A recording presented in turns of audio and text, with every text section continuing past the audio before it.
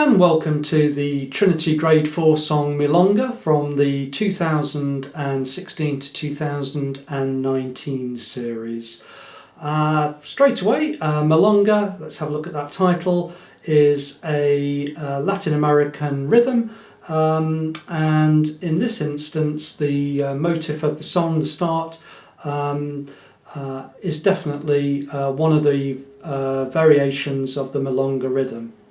We've got two beats in a bar, just always worth looking at, and the key signature, no sharps or flats, telling us it's A minor or C major. In this instance it is of course A minor. The Milonga rhythm, there's three, but the one that's being used most prevalently here is the one that goes like this. It goes 1, 2, 3, 4, 5, 6, 7, 8. 1, 2, 3, 4, 5, 6, 7, 8. So the accents is on the quavers, semi-quavers 1, 4 and 7.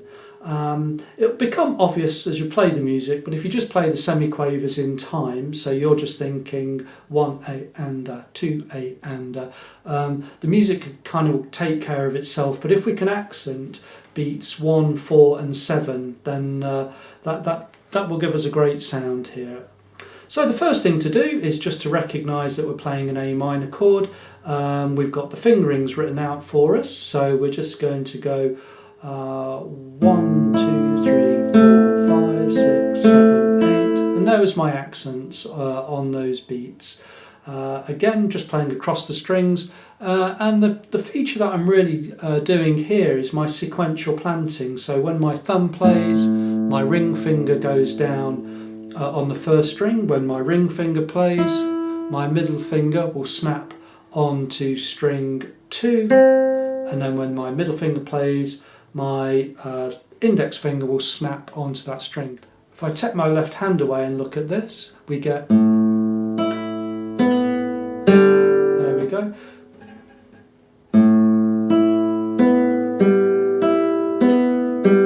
So you can see that each time a finger plays, the next one, so after my my index finger, my A finger, my ring finger snaps on again to string 1, then middle, then index, and that allows that finger, the ring finger, to snap on again, and it just gives me a great feeling of touching the strings before I play. It's called sequential planting, and it's a great technique to investigate. Pumping Nylon by Scott Tennant is a great book for looking at techniques and exercises, and that one in particular comes out. So what's going to happen here is I'm going to play the first set of notes. My fingers go up 2 frets, of course, to the D and the B. You can see that the B is written as fret 4 on string 3. We don't play beat 8 there, we've got a quaver at the end. 1, 2, 3, 4, 5, 6, 7, 8, so that just kind of continues. Then we've got the same pattern as bar 1 in this position.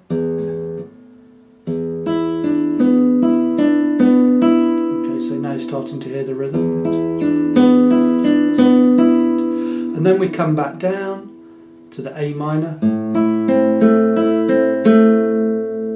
So playing those together.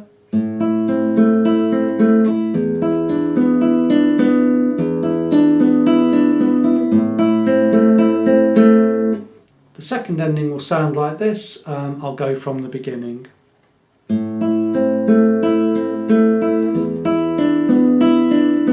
We jump over bar ending 1. Okay, so just forming an A minor chord there.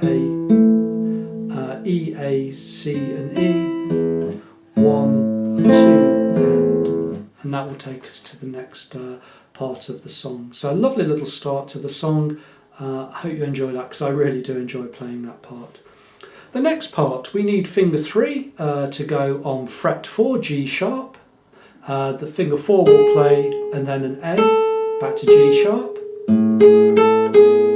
1 A and A, 1 A and A, 2, and then we come down, so it's gone 2 A and to the next bar. Okay, so you've got to make sure that we have the correct gap on the notes. I'll play that again.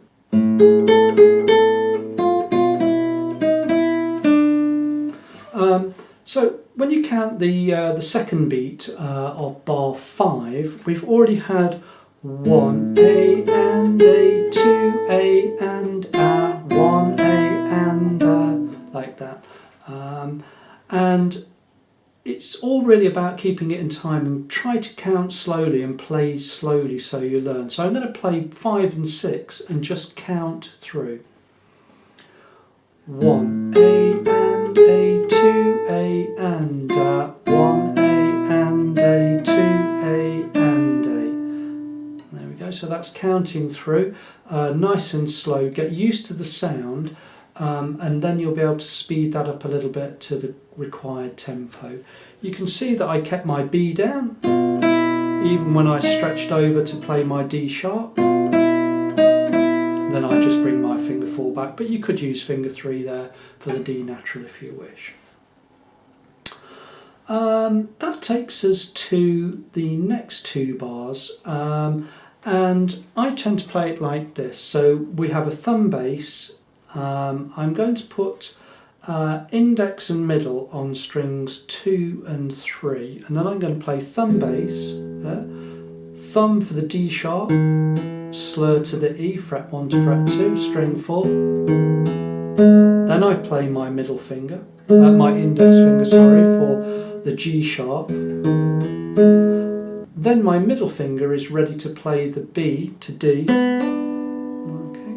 And then I just use my ring finger, my A finger, to play string 1. Okay, so let's get the correct rhythm of that triplet. So we've got semiquavers to start with. 1 A and 1 2 3, 1 A and 1 2 3. So if you're tapping your foot, you subdivide the first beat, 1 A and A, and then beat 2 into triplet. 1 2 3, 1 2 3, 1 A and A, 1 2 3, 1 A and A, 1 2 3. And that's the way that will help you play that little bar correctly. It feels like there's a little break gone on the music, slowed us down, but we're still playing in time, just 3 notes over the beat instead of 4.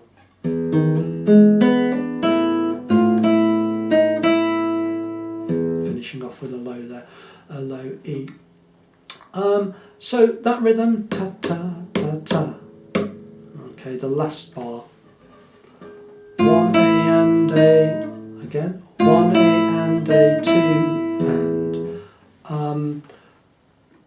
The best advice I can give you really is to get a pencil out, and then above these write this timings that I'm saying here. So the last bar, 1 A and then and is a silent, and then A is the last one, the D sharp, and then 2 and. And that will help you just play through those. I'll do it nice and slowly. Okay, you get the idea of how that sounds. Playing the first section now, and then the next video we'll look at the second section.